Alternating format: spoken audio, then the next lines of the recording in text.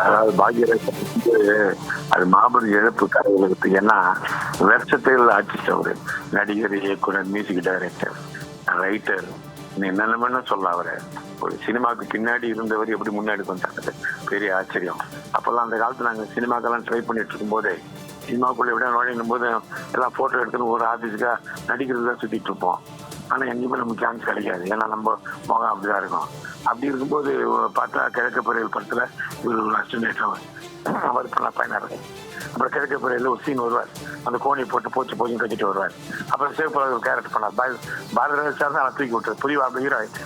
அப்போ எங்களுக்கெல்லாம் யோசனை வரும், சரி நம்ம எப்படி சினிமாவில் நேரம் நடிக்கிற ட்ரை பண்றதை விட ஒரு அசிஸ்டன்டா போயிடலாம், அப்படியே சினிமாக்குள்ள நுழையலான்ற எண்ணத்தை உருவாக்குறது பாக்யராஜ் சார் தான். அவர் தான் முதல்ல இன்ஸ்பிரேஷன் எல்லாருக்குமே. அதே மாதிரி ரொம்ப ஒரு நல்ல மனிதர். அப்புறம் அவர் கூட நான் நடிகர் இயக்குனர் ஆன பிறகு நல்லா அவரோட நிறைய பழகி இருக்கிறேன். என்னுடைய பேட்டிகள்லாம் பார்த்துட்டு அவரே ஃபோன் பண்ணி விமர்சிப்பார். ஒரு தடவை கேட்டாங்க, என்ன சார் நீங்க இப்போ இந்த டைரக்டர் பண்றது இல்லைன்னு ஒருத்தர் கேட்டார். நான் சொன்னேன், ஏன் பின் வாங்கிட்டீங்களா அப்படின்னு கேட்டான் ஒருத்தன். இல்லை நான் பின் வாங்கல, அவங்க யாரும் முன் வரல அப்படின்னு அந்த டைலாக் அவர் சொல்லி என்னை ரொம்ப பாராட்டினார். அதே மாதிரி அவர் சொல்லுவார், நான் சொல்லுவேன் பட்டிமன்றத்தெல்லாம் போகும்போது கலை உலக வாரிசு சார் எம்ஜிஆர் சொன்னேன் புரட்சி தலைவர். இப்போ நான் சொல்லுவேன், சார் நீங்க புரட்சி தலைவர் கலை உலக வாரிசு, ஆனால் உண்மையிலே அவருடைய வாரிசு சார், ஏன்னா ஜானகி அம்மா சொந்த தாய்மாம பையன் தான் நானு அப்படின்னு சொல்லி அப்படியே ரொம்ப பாராட்டினேன். அதுல இருந்து என் மேல தனியா ஒரு பாசம் தான் எப்பவுமே பேசுவாரு. அவர் இழந்தது கலை உலகத்துக்கு, அந்த குடும்பத்துக்கு எல்லாருக்குமே ஒரு மாபெரும் இழப்பு. ஒரு ஆன்மா சாந்தி அடையணும். இன்னொரு பாக்கியராஜ் நமக்கு கிடைக்கவே மாட்டாரு நிச்சயமா. ஆமா, நாங்க பட்டிமன்றத்தெல்லாம் போனோம்னா அவருக்கு ஒரு ரூம் போட்டுருவாங்க, எங்களுக்கு 2 ரூம் அப்படி தனித்தனியா தான் போடுவாங்க. ஆனா அவர் என்ன பண்ணுவார், நைட் ஆனாலும் 9 மணி 10 மணி ஆனாலும் பட்டிமன்றம் முடிஞ்ச பிறகு கூட எங்களை கூப்பிட்டு, சாப்பிட்டியா, உங்களுக்கு எல்லாம் கிடைச்சதா, நீ இது சாப்பிட்டியா, இது சாப்பிட்றியா, அவரு ஏதாவது ஸ்பெஷல் டிஷ் வாங்கியிருந்தாருன்னா அது கொண்டாந்து கொடுத்து சாப்பிடுங்கன்னு சொல்லி ரூமுக்கு கூப்பிட்டு சாப்பாடுலாம் 1 மணி நேரம் பேசிட்டு இருப்பாரு. அது யாருக்குமே கிடைக்காது. எல்லாருக்கும் முடிஞ்சோடனே அவங்க வேலையை பார்த்துட்டு போவாங்க. இவர் அப்படி இல்லை, கூட வந்த நம்ம கலைஞர்களோட நல்லா சந்தோஷமா பழகணுன்ற ஒரு எண்ணம் உள்ள ஒரு நல்ல மனிதன். எந்த இடத்துல பார்த்தாலும் என்ன பாராட்டுவாரு. அது மட்டும் சில ஆடியோல பட்டிமன்றத்தில் பேசும்போது அவர் சொல்லுவாரு, பரவாயில்ல ரமேஷ் சொன்னா புத்திசாலித்தனமா சமாளிக்கிறாப்ப அப்படின்னு. அதெல்லாம் ரொம்ப அவர் வாயால பாராட்டுக்கிறது பெரிய விஷயம் இல்லையா? சினிமால திறமையானவர்கள்லாம் போயிட்டாங்கன்னா சினிமாவை யார் காப்பாத்துறது? அதுக்கான வாய்ப்பே இல்லாம போச்சு. பாரதிராஜ் சார்லாம் எங்கிட்ட அவ்வளோ அன்பா பழகுவாரு.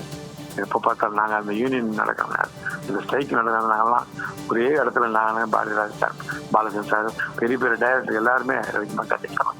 எல்லாம் அங்கதான் எனக்கு எல்லாருமே அறிமுகப்படுத்துது. அதன் மூலமா தான் பாலச்சந்திரன் சார் என்னை டிஸ்கஷன் கூப்பிட்டு சொன்னாரு, ஆனந்துக்கு பதிலாக நீ தான்டா இனிமே எனக்கு அப்படி அந்த அளவுக்கு ஒரு பேச்செல்லாம் வாங்கி கொடுத்து அந்த அளவுக்கு பழக்கம் ஏற்பட்டது. அப்படிதான் அந்த அந்த நட்பு உரிமையெல்லாம் இப்போ இல்லை. இயக்குநர்கள் எல்லாம் வந்தவங்க எல்லாம் புது ஆளுங்க, அவ்வளவு பெருசா யாருக்காரும் ஒருத்தர் பழக்கம் இல்லை. இது அந்த காலத்துல இயக்குநர்கள்லாம் எல்லாரும் பத்தி எல்லாருக்கும் தெரியும். அது ஒரு பெரிய பாக்கியம் இல்லையா? பாக்யராஜ் சார்கிட்ட வந்தவர் தான் பாண்டியராஜ் சார், பாண்டியராஜ் சார்கிட்ட வந்தவர் தான் நான். அதான் உண்மை. அது ஒரு சிந்தனை தான், வேற என்ன, எல்லாமே சிந்தனை தான். மனிதனுக்கு வாழ்க்கையே சிந்தனைகள் தான் இருக்குது. சிந்தித்தார் எல்லா வேணும் சாக்லேட்டுக்கு அந்த காலத்துல சொன்னார். அது ஒரு நல்ல சிந்தனை வச்சிருந்தாரு.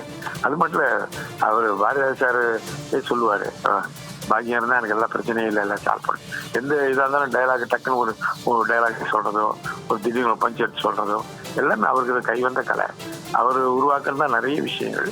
அது ராதிகமா கூட சொல்லுவாங்க, கை மேல கை வச்ச ஒரு டைலாக் இவர் தான் சொல்லி கொடுத்தாருன்னு. அதெல்லாம் அவருக்கு அந்த அவரோட நேட்டிவிட்டி வேறு அவர் இருக்குது. இந்த வாய்ஸ் வேறு டிஃப்ரெண்டா இருக்கும்.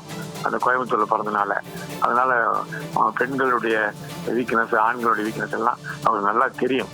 அதை வச்சு நல்ல திரைக்கதை அமைச்சாரு. அது மாதிரி வசனங்கள்லாம் அவரு கிளைமேக்ஸ் அவ்வளவு பெரிய கிளைமேக்ஸ், அந்த கிளைமேக்ஸ் அந்த மொத்த கிளைமேக்ஸ் ஒரே ஒரு டைலாக்ல காலி பண்ணாரு. ஒருத்தனுடைய காதலி இன்னொருத்தர் மனைவி ஆகலாம், ஆனா இன்னொருத்தர் மனைவி இன்னொருத்தர் காதலி ஆகக்கூடாது. ஒரு வசனம் போதுமே மொத்த படத்தோட கிளைமேக்ஸ் முடிச்சிட்டாருல. அது மாதிரி வசனத்துலயும் சிறந்த ரைட்டர் அவர்.